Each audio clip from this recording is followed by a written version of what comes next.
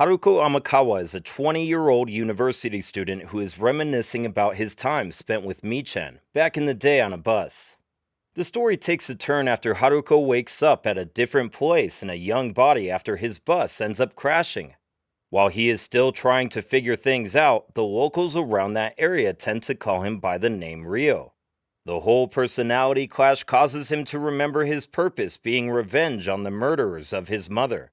Ryo looks like a weak kid from the slums, and he's trying to find food around eating berries.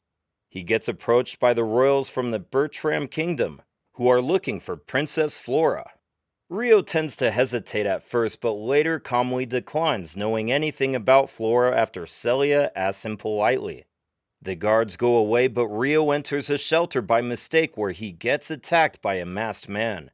Without any knowledge of fighting, as Ryo is about to get attacked, a mysterious woman with pink hair appears and teaches Ryo about his ability to use magic.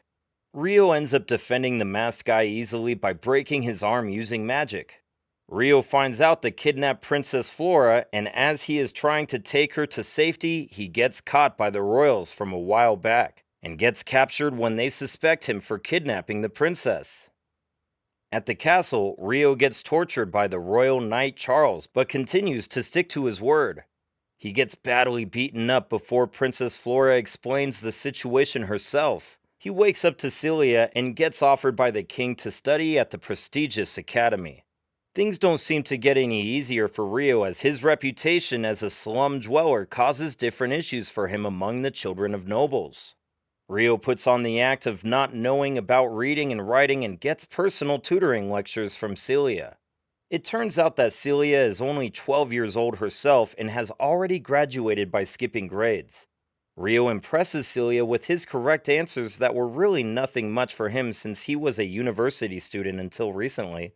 Ryo starts to build up his reputation at the academy when he scores the top place at the academy, right next to Princess Christina. Some nobles still accuse him of cheating out of jealousy. Ryo later impresses everyone at the sword training with his unorthodox fighting style.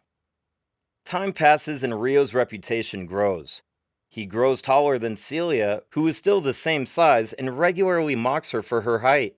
Quite the wholesome moments. The Knights tournament starts and Ryo gets matched up with Charles, the guy who beat him up a few years earlier. Ryo defeats Charles with rather ease and destroys his reputation at the academy. A magic class is held by Celia, but it turns out that Ryo is incapable of using magic. He shows some signs of copying magical spells secretly. The class gets assigned on a scouting mission later, and Ryo gets to be the one carrying the luggage since he cannot use magic.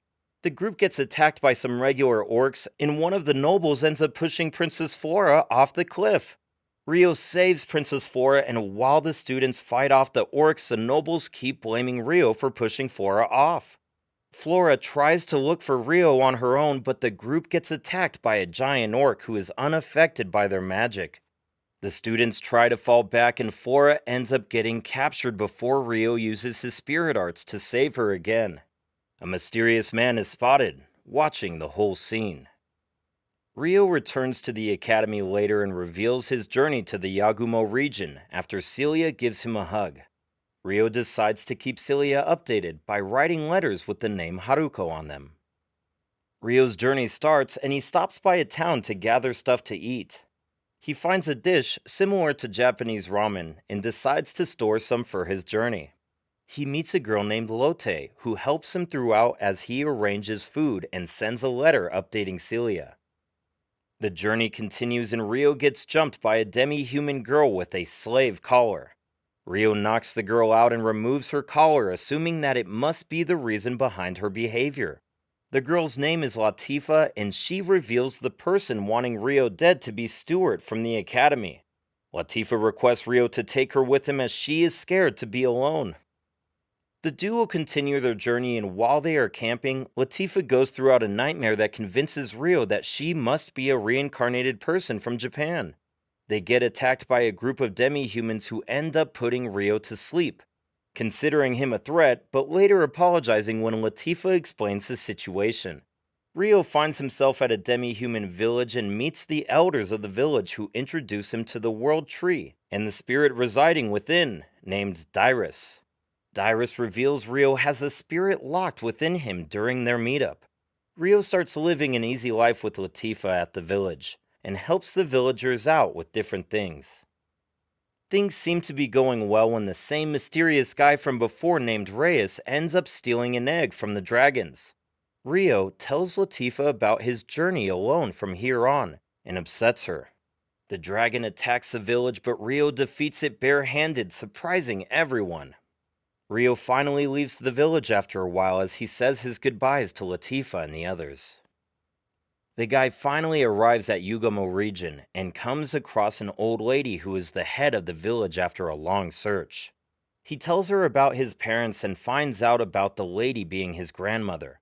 Rio visits his parents' graves who left the village a while ago. Rio's cousin named Ruri also stays with him in the village. Rio helps the villagers out during his stay as he makes another girl named Seo get interested in him. The village is visited by a spoiled guy from the nearby town who gets badly beaten up by Rio after he tries to assault Ruri during his stay. Rio visits the nearby town with Seo where he finds out more about his mother being a princess. Sayo gets some of her time alone with Rio during this trip. Rio explains to his grandma that he has to leave, which makes Sayo train, but the poor girl gets rejected by Rio.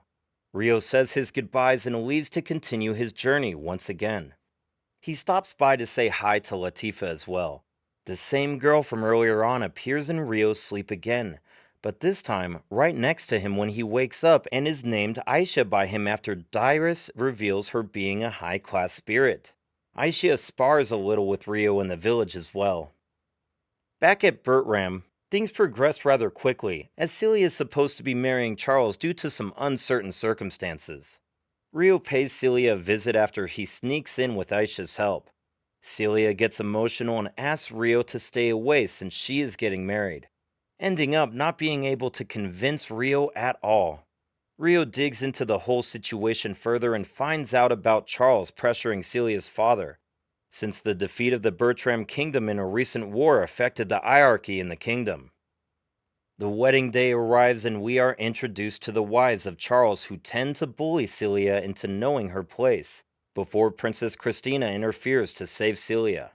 Celia gets on the wagon with Charles and heads towards the wedding stage as she still remembers Rio in her heart.